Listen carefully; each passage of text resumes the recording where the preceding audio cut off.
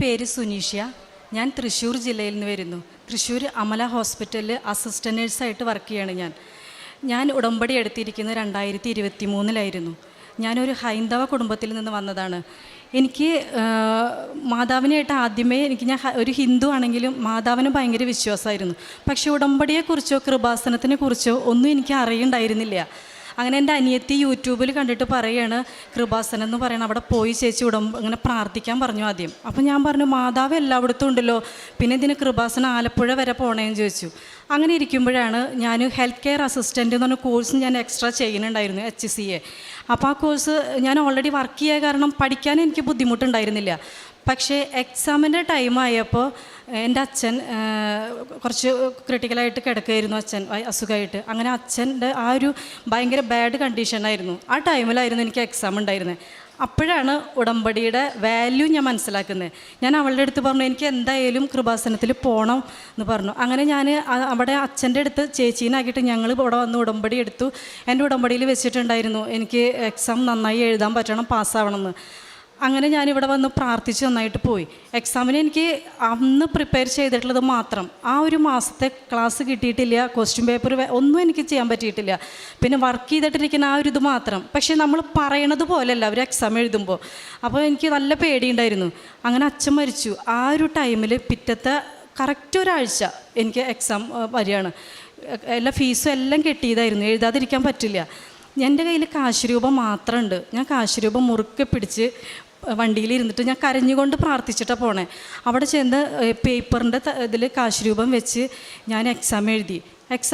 First എൻ്റെ കഴിഞ്ഞിരുന്നേ. Exam എഴുതി, നന്നായിട്ട് തന്നെ എക്സാം എഴുതി. റിസൾട്ട് വന്നു, എനിക്ക് നല്ല മാർക്കുണ്ടായിരുന്നു. പിന്നെ അടുത്തത് പറയാൻ പോകുന്നത് എൻ്റെ മോൾക്ക് വേണ്ടിയിട്ടാണ്. മോള് 10th എക്സാമിൻ്റെ ടൈമിൽ ഞാനിതുപോലെ പുതുക്കാനായിട്ട് വരുമായിരുന്നു. അപ്പോൾ മോളെ കൊണ്ടുവരാൻ പറ്റിയില്ല, കാരണം അവൾക്ക് അവിടെ ക്ലാസ് ഉണ്ടായിരുന്നു. കാരണം അവളെ കൊണ്ടുവരാൻ എനിക്ക് പറ്റിയില്ല. അങ്ങനെ ഇരിക്കുമ്പോൾ അവിടുത്തെ അവിടെ സ്കൂളിലെ ടീച്ചേഴ്സ് പറഞ്ഞിരുന്നു. ഞാൻ പറഞ്ഞു, ഞാൻ അങ്ങനെ കൃപാസനത്തിൽ പോവുകയാണ് കേട്ടോ ടീച്ചറെ, നിവേദ്യനെ വിടാൻ പറ്റുമോ ചോദിച്ചാൽ പറഞ്ഞു, നിവേദ്യനെ വിടാൻ പറ്റില്ല, പക്ഷെ അമ്മ അവൾക്ക് വേണ്ടി നന്നായി പ്രാർത്ഥിച്ചു. മാത്രമല്ല 2 കുട്ടികൾ കുറച്ച് പിന്നാക്കം നിൽക്കുന്ന കുട്ടികളുണ്ട്. ഒരാൾ പോയി കഴിഞ്ഞാൽ 100% നമുക്ക് കിട്ടില്ല, അപ്പോൾ അവർക്ക് വേണ്ടി ഒന്ന് പ്രാർത്ഥിക്കണം പറഞ്ഞു. പിന്നെ അവിടുത്തെ പ്രിൻസിപ്പൾ വരെ എന്നോട് പറഞ്ഞു, നിവേദയുടെ അമ്മ പോവുകയാണല്ലേ കൃപാസനത്തിൽ, എന്തായാലും മാതാവിനോട് ഇത്രയും പിള്ളേരുടെ കാര്യങ്ങളൊന്നും പറയണം കേട്ടോ പറഞ്ഞു. അങ്ങനെ ഞാൻ ഇവിടെ വന്നു. ഉടമ്പടിയിൽ അത് ഫസ്റ്റ് വെച്ചിരുന്നു, മോളുടെ കാര്യം. പിന്നെ സ്കൂളിൽ എല്ലാ ഈ കുട്ടികളുടെ കാര്യമൊക്കെ പ്രത്യേകം എഴുതി വെച്ചിട്ടുണ്ടായിരുന്നു ഞാൻ. അങ്ങനെ എക്സാമിൻ്റെ ടൈമിൽ ഒരു ദിവസം ഞാൻ അച്ഛൻ്റെ ക്ലാസ് കേൾക്കുക. അച്ഛൻ്റെ ക്ലാസ് ഇങ്ങനെ കേട്ടുകൊണ്ടിരിക്കുമ്പോഴാണ് മോൾ എന്നോട് ഇത് പറഞ്ഞിട്ടുണ്ടായിരുന്നു. അപ്പോൾ ഞാൻ അച്ഛൻ ഇങ്ങനെ പറയണ ഒരു കാര്യം, അച്ഛൻ എപ്പോഴും ക്ലാസ്സിൽ പറയാനുള്ളത് not by merit and but by grace. ഈ ഒരു കാര്യം അച്ഛൻ പറയണത് എൻ്റെ ശ്രദ്ധയിൽ അപ്പോൾ പെട്ടു. ഞാൻ എന്നിട്ട് ഒരു ഇയർബഡ് മോളെ ചെവിയിൽ വെച്ച് കൊടുത്തിട്ട് പറഞ്ഞു, എന്താണ് ഈ not by merit and but by grace, ഇതെന്താണെന്ന് ചോദിച്ചു. അപ്പോൾ അവൾ പറഞ്ഞു, എനിക്കറിയില്ല എന്ന് പറഞ്ഞു. അപ്പോൾ ഞാൻ പറഞ്ഞു, നീ മാതാവിനോട് പ്രാർത്ഥിക്കുക. എനിക്കങ്ങനെ പറയാൻ തോന്നി. അപ്പോൾ നീ ഒന്ന് പ്രാർത്ഥിക്കുക, നിനക്കത് മനസ്സിലാവും എന്ന് പറഞ്ഞു. അങ്ങനെ അവൾ 2 എക്സാം 3 എഴുതി. ഫിസിക്സ് എക്സാമിൻ്റെ ടൈമിൽ എനിക്ക് നൈറ്റ് ഡ്യൂട്ടി ആയിരുന്നു. ഞാൻ പോകാൻ നിൽക്കുമ്പോൾ എൻ്റെ അടുത്ത് വന്നിട്ട് പറഞ്ഞു, അവൾ സ്പെഷ്യൽ ക്ലാസ് കഴിഞ്ഞ് വന്നിട്ട് പറഞ്ഞു, അമ്മ എൻ്റെ കൈ നോക്ക്, ഒരു പൊളം എന്ന് പറഞ്ഞു. ഞാൻ നോക്കിയപ്പോൾ ഒരു പൊളം. എനിക്ക് ശരിക്കും പേടിച്ചു, കാരണം ചിക്കൻ ബോക്സിൻ്റെ ഒരു പൊള കണ്ടേ. പക്ഷെ ഞാൻ പറഞ്ഞു, ഒരെണ്ണല്ലേ ഉള്ളൂ, അത് കുഴപ്പമില്ല. ഞാൻ ആ സമയത്തൊരു മെഡിക്കൽ ഫീൽഡിലാണെന്നുള്ള കാര്യം ഓർത്തില്ല. ഞാനൊരു അമ്മയായിട്ട് നിന്നു, കാരണം നാളെ നേരം വെളുത്ത ഫിസിക്സ് എക്സാമാണ്, ഈ പൊളം കൊണ്ടുവരും എൻ്റെ അടുത്തേക്ക്. അപ്പോൾ ഞാൻ പറഞ്ഞു, നീ മാതാവിനോട് പ്രാർത്ഥിക്കുക, ഒരു കുഴപ്പമുണ്ടാവില്ല പറഞ്ഞു. പക്ഷേ ഞാൻ ഡ്യൂട്ടിക്ക് 7:30 കയറാൻ നിൽക്കുമ്പോഴേക്കും എൻ്റെ വാട്സപ്പിലേക്ക് 4-5 ഫോട്ടോസ് വന്നു. നോക്കുമ്പോൾ കംപ്ലീറ്റ് മേല് മൊത്തം പൊളം. അവൾ മേലപ്പടി പൊളായി. അവൾക്ക് ചിക്കൻ പോക്സ് ആണ് മോൾക്ക്. അപ്പം തന്നെ അപ്പുറത്തെ ഹോസ്പിറ്റലിൽ പോയപ്പോൾ പറഞ്ഞു, മോൾക്കും മോനെയും. ഞാൻ തളർന്നു പോയി. 7:30 എനിക്ക് ഡ്യൂട്ടിക്ക് കയറണം, മോൾക്ക് ചിക്കൻ പോക്സ്. നാളെ നേരം വെളുത്ത് അവൾക്ക് ഫിസിക്സ് എക്സാം, ഏറ്റവും ടഫുള്ള ഫിസിക്സ് എക്സാം. ഞാൻ എന്ത് ചെയ്യും? എനിക്ക് വർക്ക് ചെയ്യാൻ പറ്റണില്ല. പേഷ്യൻസിൻ്റെ ഇടയിൽ പോയിട്ട് കരയാൻ പറ്റുമോ? ഞാനൊരു എൻ്റെ കയ്യിൽ കാശ് രൂപ എപ്പോഴും ഉണ്ടാവും, അതെടുത്ത് പോക്കറ്റിലിട്ടു. ഞാൻ മാതാവിനോട് പറഞ്ഞു, ഈ അവസ്ഥേനെ ഞാൻ മാതാവിനെ ഏൽപ്പിക്കുക കേട്ടോ, എനിക്ക് പേഷ്യൻസിനെ നോക്കാൻ എനിക്ക് പറ്റണില്ല എന്ന് പറഞ്ഞു. ഞാൻ കരഞ്ഞിട്ടാണ് ഞാൻ ഡ്യൂട്ടി എടുത്തതെന്ന്. അപ്പോൾ സ്റ്റാഫൊക്കെ സമാധാനിച്ചു, ചേച്ചി പേടിക്കാതെ വർക്ക് ചെയ്യുമെന്ന് പറഞ്ഞു. നേരം വെളുത്ത് ഇവിടെ വന്നു. അപ്പോൾ ടീച്ചർ പറഞ്ഞു, നിവേദ്യയുടെ അമ്മ പേടിക്കണ്ട, അവളെ എക്സാം എഴുതട്ടെ പറഞ്ഞു. അങ്ങനെ എക്സാം എഴുതി. അപ്പോൾ ഞാൻ കൊണ്ടാക്കണം, തിരിച്ചു കൊണ്ടുവരണം. കാരണം ഈ ഒരു അസുഖമാകുമ്പോൾ ആരും അടുക്കില്ല അടുത്തേക്ക്. അങ്ങനെ ഞാൻ അവളെ കൊണ്ടുവരാനായിട്ട് ചെന്നപ്പോൾ അവൾ ചിരിച്ചുകൊണ്ട് ഓടി വരുന്നു. അവൾ എന്നോട് പറഞ്ഞു, അമ്മ എനിക്ക് A+ ഉറപ്പാണ്, നല്ല എളുപ്പമുണ്ടായിരുന്നു എന്ന് പറഞ്ഞു. അങ്ങനെ ആ പ്രാവശ്യം എഴുതിയിട്ട് ഞാൻ ഉടമ്പടി കാശ് രൂപം പിന്നെ തൈലം പുരട്ടി കൊടുക്കും. ഇവിടുന്ന് കൊണ്ടുപോയ മണൽ കയ്യിലുണ്ടായിരുന്നു, അത് സ്കൂളിൻ്റെ പടിക്കിലിട്ടിട്ട് അവൾ കയറുക. പിന്നെ അതുപോലെ ഉടമ്പടിയുടെ ഉപ്പ് കയ്യിലുണ്ടായിരുന്നു. ഇതൊക്കെ കൈ പിടിച്ചിട്ടും അവൾ നാവിൽ വെച്ചിട്ടൊക്കെയാണ് എക്സാം എഴുതിയിരുന്നത്. അങ്ങനെ ഈ കുട്ടികൾക്കൊക്കെ വേണ്ടി ഞാൻ പ്രത്യേകം പ്രാർത്ഥിക്കുമായിരുന്നു. റിസൾട്ട് വന്നു, മോള് പാസ്സായി എന്ന് മാത്രമല്ല ഇടയിൽ വിട്ടുപോയൊരു കാര്യമുണ്ട്. ഇവിടെ വന്ന് ഉടമ്പടി എടുത്ത് പ്രാർത്ഥിക്കാൻ, മോൾക്ക് വേണ്ടി പ്രാർത്ഥിക്കാമെന്ന് പറഞ്ഞപ്പോൾ ഞാൻ ഹിന്ദുവാണ്, എനിക്ക് വിശ്വാസമുള്ള പോലെ എൻ്റെ ഫാമിലിയിൽ എല്ലാവർക്കും വിശ്വാസം ഉണ്ടാവണമെന്നില്ല, അവരെ കുറ്റം പറയാനും പറ്റില്ല. അപ്പോൾ അവരെന്നോട് പറഞ്ഞു, ചേച്ചി ആലപ്പുഴയിൽ പോയി പ്രാർത്ഥിച്ച് കഴിഞ്ഞാൽ മോള് ജയിക്കുമോ? ഇനി തോറ്റു കഴിഞ്ഞാൽ കൃപാസനത്തിൽ പോയി പ്രാർത്ഥിച്ചു, മോള് തോറ്റു കഴിഞ്ഞാൽ ചേച്ചി എന്താ ചെയ്യാൻ ചോദിച്ചു. അങ്ങനെ ഇരിക്കുമ്പോഴാണ് എനിക്കിങ്ങനൊരു വെല്ലുവിളി നേരിടേണ്ടി വന്നത്. മോൾക്ക് ചിക്കൻ പോക്സായി, മാറിയിരുന്ന് അവളെ എക്സാം എഴുതുക.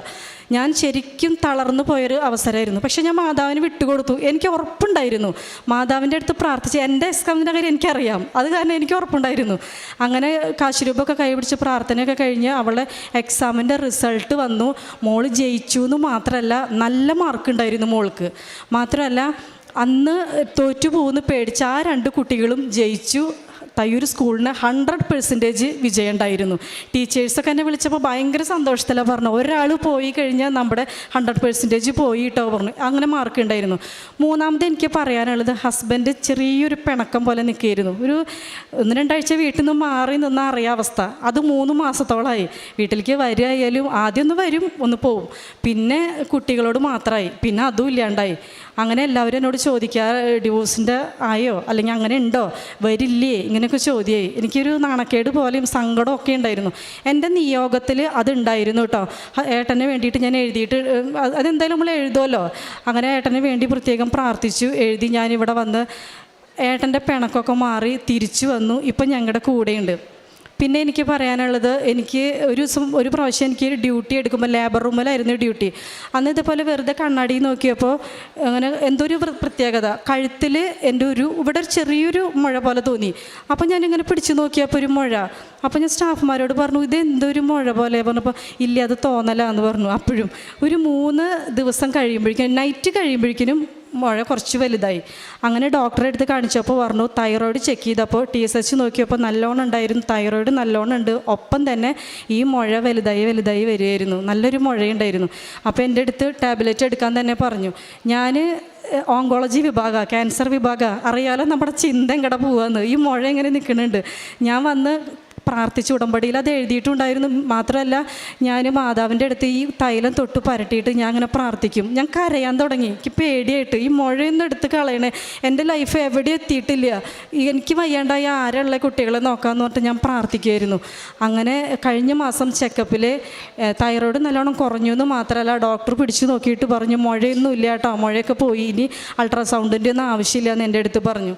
എൻ്റെ ലൈഫിൽ ചെറുതും വലുതുമായ ഒരുപാട് കാര്യങ്ങൾ ഉടമ്പടി എടുത്തതിന് ശേഷം എനിക്കുണ്ടായിട്ടുണ്ട്. ഞാനൊന്നുമല്ല എന്ന് തോന്നിയൊരു സമയങ്ങൾ ഉണ്ടായിട്ടുണ്ട്. അതായത് എൻ്റെ വീട്ടിൽ കലാപരമായിട്ട് എല്ലാവരും മുൻപന്തിയിൽ നിൽക്കണവരാണ്, ഞാൻ മാത്രം അതിലൊന്നുമില്ലാതെ ഒതുങ്ങി കൂടി നിൽക്കണ ഒരാളായിരുന്നു. അപ്പോൾ കുറച്ച് കളിയാക്കൽ ഓൾറെഡി ഉണ്ടാവും, അത് എൻ്റെ ഉള്ളിൽ ഒരു സങ്കടമായിട്ട് കിടക്കുന്നുണ്ടായിരുന്നു. മാത്രമല്ല മൈക്ക് പിടിച്ചിട്ടോ അല്ലെങ്കിൽ ഒരു ക്യാമറയിൽ നോക്കിയോ സംസാരിക്കാനൊക്കെ പേടിയുള്ള ഒരാളുമായിരുന്നു ഞാൻ. പക്ഷേ ഉടമ്പടി എടുത്തതിന് ശേഷം കോൺഫിഡൻറ്റോട് കൂടെ എനിക്ക് ഒരാളോട് സംസാരിക്കാനും, ഞാൻ കുഞ്ഞു വീഡിയോസൊക്കെ റീൽ പോലൊക്കെ ചെയ്ത് ഞാൻ ഇടാൻ തുടങ്ങി. പുറത്തേക്ക് ഇറങ്ങുമ്പോൾ കുറച്ച് പേരെങ്കിലും എന്നെ കാണുമ്പോൾ ഇന്ന ആളല്ലേ എന്ന് ചോദിക്കാൻ തുടങ്ങി. ഒന്നും അല്ലാതിരുന്നൊരു സമയത്ത് നിന്ന് എന്നെ കൈപ്പിടിച്ച് ശരിക്കും ഉയർത്തി കൊണ്ടുവന്നത് കൃപാസന മാതാവിൻ്റെ ഒരു ശക്തി കൊണ്ട് തന്നെയാണ്. ഞാൻ പിന്നെ കാരുണ്യപ്രവർത്തി ഞാൻ ചെയ്യണത് എന്താണെന്ന് വെച്ചാൽ, അവിടെ ഒരു പോപ്പ് ജോൺ ഹോം എന്ന് പറഞ്ഞൊരു മഠമുണ്ട്, ബെഡ് റിഡനായിട്ടുള്ള കുറച്ച് പേഷ്യൻസ് ഉള്ള സ്ഥലമാണ് അവിടെ. ഞാൻ സാധാരണ എല്ലാ ദിവസങ്ങളും 4 മണി 4:30 എഴുന്നേക്കണത് കൊണ്ടും സൺഡേ ഞാൻ എഴുന്നേൽക്കുക 9 മണിക്കാണ്. പക്ഷേ ഞാൻ ആ ദിവസം നേരത്തെ എഴുന്നേറ്റ് വീട്ടിലെ പണികളൊക്കെ തീർത്ത് എല്ലാ സൺഡേയും ഞാൻ അവിടെ പോവും. അവർക്ക് ചോറ് വാരി കൊടുക്കുക, അവരെ കെയർ കൊടുക്കാൻ എല്ലാത്തിനും ഞാൻ നിൽക്കും. പിന്നെ ഫ്ലോർ ക്ലീനിങ് വരെ കഴിഞ്ഞിട്ടാണ് ഞാൻ പോരുക. പിന്നെ അവിടുത്തെ എല്ലാവർക്കും ഭയങ്കര ഇതായി. അങ്ങനെ എല്ലാ ആഴ്ചയിലും ഞാൻ ചെയ്യും. പിന്നെ പത്രത്തിൻ്റെ വാല്യൂ എനിക്ക് നിങ്ങളോട് പറയാനുള്ളത്, എനിക്ക് ഉടമ്പടി പത്രം കൊടുക്കാൻ മടിയുള്ള ഒരാളായിരുന്നു. ഫസ്റ്റ് ടൈം പത്രം കൊടുത്തത് എനിക്ക് ഓർമ്മയുണ്ട്. പത്രം കൊടുക്കും, ഞാൻ അങ്ങോട്ടും ഇങ്ങോട്ടും നോക്കും, നാണായിട്ട് പോരും, അങ്ങനെയൊക്കെ ആയിരുന്നു. ഓൾറെഡി അങ്ങനെ ഒരു ഫീൽഡ് ആയത് കാരണം എനിക്കൊരു ചമ്മലുണ്ടായിരുന്നു. പക്ഷേ പത്രത്തിൻ്റെ വാല്യൂ മനസ്സിലാക്കിയത് എൻ്റെ ഇവാലുവേഷൻ്റെ ടൈമിലായിരുന്നു. ഞങ്ങൾ ഇവാലുവേഷന് ഞങ്ങൾക്ക് കോൺട്രാക്ട് ബേസിലുള്ളവരാണ്. അപ്പോൾ ഇവാലുവേഷനിൽ മാർക്ക് അനുസരിച്ചിരിക്കും. അച്ഛൻ്റെ അടുത്തേക്ക് വിളിപ്പിക്കുക, മാർക്ക് കുറവാണെങ്കിൽ ഷൗട്ടിങ്ങും ഉണ്ടാവും. അപ്പോൾ ചീത്തയൊക്കെ ചെറുതായിട്ട് ഇങ്ങനെ പറയും, ഇന്നിങ്ങനെയൊക്കെ മാർക്ക് ഉണ്ട് അങ്ങനെ പറയും. പക്ഷേ എനിക്ക് ഇപ്രാവശ്യം ഇവാലുവേഷൻ കഴിഞ്ഞാൽ നല്ല മാർക്ക് ഉണ്ടായിരുന്നു. ഞാൻ കാശ് രൂപം കൈപിടിച്ച്, എനിക്ക് എപ്പോഴും കാശ് രൂപം കൈപിടിക്കാൻ പേടിയാണ്. കാരണം പേടിയെന്ന് വെച്ചാൽ വീണ് പോവുക, ഞാൻ ഒരുപാട് സ്ഥലത്ത് നടക്കണതല്ലേ. അപ്പോൾ എൻ്റെ പോക്കറ്റിൽ പത്രം, ഞാൻ മാതാവിനോട് സാങ്ഷൻ വാങ്ങിയ പോലെ ഞാനൊരു പത്രം എൻ്റെ കയ്യിൽ വെക്കുന്നുണ്ട് കേട്ടോ എന്ന് പറഞ്ഞിട്ടാണ് ഞാൻ പോവുക. അങ്ങനെ അവിടെ ചെന്നു. എൻ്റെ ഇവാലുവേഷനിൽ എനിക്ക് നല്ല മാർക്കും ഉണ്ടായിരുന്നു. കോൺഫിഡൻ്റ് ആയിട്ട് നല്ലൊരു സ്റ്റാഫായിട്ട് ഒരു ട്രെയിനായിട്ട് കയറിയ വാർഡിൽ 2 വർഷത്തോളമായി. ഇപ്പോൾ അവിടെ തന്നെ, അവിടുത്തെ സിസ്റ്റർ എന്നെ മാറ്റിയിട്ടില്ല, മാറ്റരുതെന്ന് പറഞ്ഞ് ട്രെയിനായിട്ട് കയറിയതാണ്. ഞാനിപ്പോൾ അവിടെ സ്ഥിരമായി. അത്രയും നല്ലൊരു സ്റ്റാഫായിട്ട് മാതാവ് എന്നെ ഉയർത്തി. പത്രം കൊടുക്കുമ്പോൾ എന്ന് പറഞ്ഞാൽ ഇപ്പോൾ എനിക്ക് ഓങ്കോളജി വിഭാഗത്തിൽ പത്രം എല്ലാ മാസവും ഞാൻ വരുത്തി. എനിക്ക് ഒരു ദിവസം ഒരു പത്രമെങ്കിലും ഒരാളുടെ അടുത്ത് കൊടുക്കണം. ശരിക്കും ഇവിടെ അച്ഛൻ പറയണത് ഞാൻ കേട്ടിട്ടുണ്ട്, മാതാവിൻ്റെ കൈയാണ് പത്രം.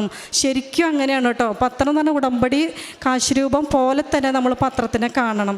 എൻ്റെ ജീവിതത്തിൽ ഇതുവരെ എല്ലാ അനുഗ്രഹങ്ങളും എനിക്ക് തന്ന മാതാവിന് ഒരുപാട് നന്ദി. ഇനി എനിക്ക് പറയാണ് ലൈഫ് ലോങ്, ഈ ഉടമ്പടി എൻ്റെ ലൈഫ് ലോങ് ആണ്. അത് ഒരു ദിവസം കൊണ്ടോ അല്ലെങ്കിൽ എൻ്റെ കാര്യം സാധിച്ചാൽ ഇനി അവിടുന്ന് അങ്ങോട്ട് എനിക്കൊന്നും പറയാനില്ലെങ്കിലും ഉടമ്പടിയിലായിരിക്കും ഞാൻ എന്നും ജീവിക്കുക. ഒരു ഹിന്ദു ആണെങ്കിലും ഞാൻ തുറന്നു പറയുകയാണ്, ഉടമ്പടി ഇല്ലാതെ എനിക്ക് ജീവിക്കാൻ പറ്റില്ല, മാതാവില്ലാതെ എനിക്ക് പറ്റില്ല. അങ്ങനെയായി.